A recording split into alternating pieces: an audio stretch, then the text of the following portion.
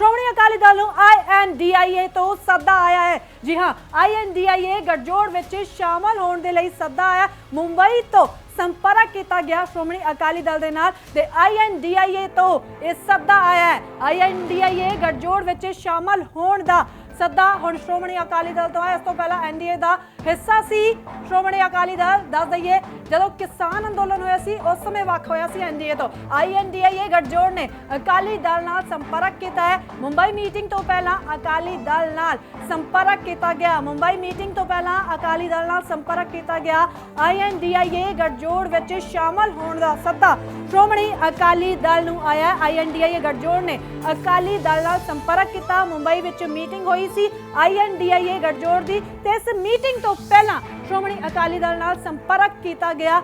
INDIA ਗੱਠਜੋੜ ਵਿੱਚ शामिल होने का सद्दा श्रोमणी अकाली दल नूं आया। इस तो पहला श्रोमणी अकाली दल NDA का हिस्सा सी। जदों किसान अंदोलन होया सी उस समय NDA तो वख होया सी ते प्रधानमंत्री मोदी कहंदे हुए नज़र भी आए सन कि NDA विच जो है एक वड्डा योगदान साबका मुख्यमंत्री मरहूम सरदार प्रकाश सिंह बादल दा रहा सी ते हुण INDIA गठजोड़ ने अकाली दल नूं सद्दा दिता। मुंबई मीटिंग तो पहला अकाली दल नाल संपर्क किया गया।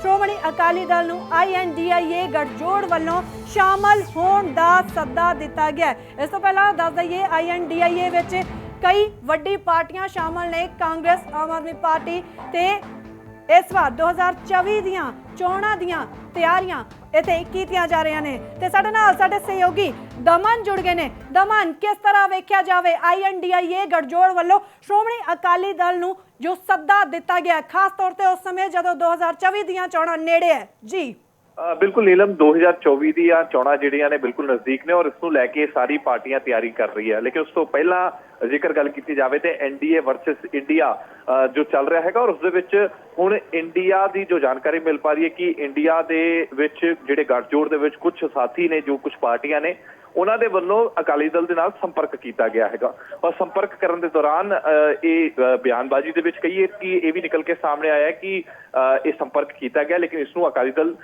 सिरे तो जिहड़ा डिनाई कर रहा है कि इस तरीके की कोई चर्चा जी साडे विचाले नहीं हुई है और इसनूं लैके कोई भी जिहड़ी है असीं इंटरस्टिड नहीं हैगे इंडिया दे विच जाण नूं, क्योंकि अकाली दल NDA का हिस्सा रहा है। NDA दे विच लंबे समय गठजोड़ जिहड़ा श्रोमणी अकाली दल का जिहड़ा वो BJP दे नाल रहा, तो जिसनूं लैके NDA दे जेकर क्योंकि पहला चर्चा NDA दे नाल भी चली सी लेकिन उसनूं भी सीधे तौर पर डिनाई कर दिता सी क्योंकि NDA की जिस टाइम मीटिंग होंदी है तो उस दे विच श्रोमणी अकाली दल नूं सद्दा नहीं दिता जाता।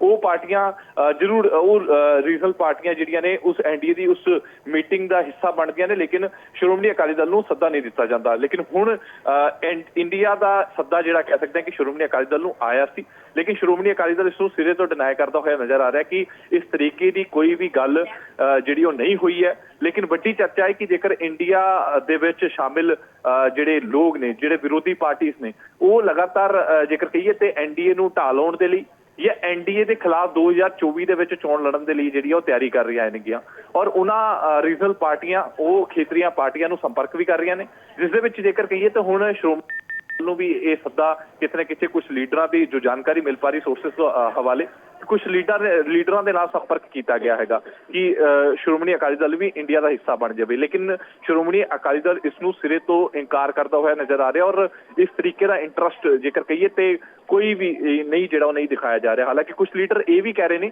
कि इस तरीके की कोई चर्चा नहीं हुई है बल्कि ये चर्चावां ने ये खास ये मीडिया की बनाई हुई चर्चावां ने लेकिन जिथों अग लगती उत्थों ही धुआं निकलता और कोई ना कोई चर्चा जिहड़ी है वो हुई है और जिसनूं लैके गतिविधियां जिहड़ियां ने वधियां ने क्योंकि 2024 के चोण जदों नज़दीक ने तो उसके नाल जिक्र कहिए तो हर एक पार्टी अपनी रणनीतियां घल रही ने और उसके विचाले हुण इस तरीके का जिक्र हो जाना इंडिया के गठजोड़ दे विच या इंडिया के वल्लों सद्दा दिता जाना श्रोमणी अकाली दल नूं क्योंकि श्रोमणी अकाली दल भी एक पुरानी पार्टी है खेतरी पार्टी और काफ़ी जिहड़े सीनियर लीडर ने वो इस कैडर दे नाल जुड़े भी हुए नेगे या हो सकता है कि इंडिया का सत्ता जिक्र किसी श्रोमणी अकाली दल दे आगू नाल गलबात हुई है जिन्हां ने कहा होवे कि सानू सद्दा आया पर असीं इनकार कर दिता? देखो हाले तक जिन्हें लीडर के नाल गलबात हो पाई है वो लीडर सिरे तो डिनाई करते हुए नजर आ रहे हैं कि इस तरीके की कोई चर्चा नहीं हैगी, सानू कोई सद्दा इस तरीके का नहीं आया। ਲੇਕਿਨ ਇਹ ਚਰਚਾ ਜਿਹੜੀ ਬਹੁਤ ਤੇਜ਼ੀ ਦੇ ਨਾਲ ਜੋ ਸੋਰਸਿਸ ਦੇ ਹਵਾਲੇ ਜਿਹੜੀ ਉਹ ਸਾਡੇ ਤੱਕ ਪਹੁੰਚੀ ਹੈਗੀ ਹੈ। ਲੇਕਿਨ ਸ਼੍ਰੋਮਣੀ ਅਕਾਲੀ ਦਲ ਦੇ ਜੇਕਰ ਲੀਡਰਾਂ ਦੀ ਗੱਲ ਕੀਤੀ ਜਾਵੇ ਤਾਂ ਉਹਨਾਂ ਦੇ ਵੱਲੋਂ ਸਿੱਧੇ ਤੌਰ ਤੇ ਡਿਨਾਈ ਕੀਤਾ ਜਾ ਰਿਹਾ ਕਿ ਇਸ ਤਰੀਕੇ ਦੀ ਕੋਈ ਚਰਚਾ ਨਹੀਂ ਹੋਈ ਹੈ, ਇਸ ਤਰੀਕੇ ਦੇ ਨਾਲ ਕੋਈ ਮਾਮਲਾ ਜਾਂ ਜਿਹੜਾ ਸੱਦਾ ਹੈ ਉਹ ਨਹੀਂ ਆਇਆ। ਲੇਕਿਨ ਇੱਕ ਜ਼ਰੂਰ ਸਟੇਟਮੈਂਟ ਬਲਵਿੰਦਰ ਸਿੰਘ ਭੁੰਦੜ ਦੀ ਜਿਹੜੀ ਉਹ ਚੱਲ ਰਹੀ ਹੈਗੀ ਕਿ ਜਿਨ੍ਹਾਂ ਦੇ ਵਿੱਚ ਉਹਨਾਂ ਦੇ ਵੱਲੋਂ ਇਹ ਕਿਹਾ ਗਿਆ ਸੀ ਕਿ ਚਰਚਾ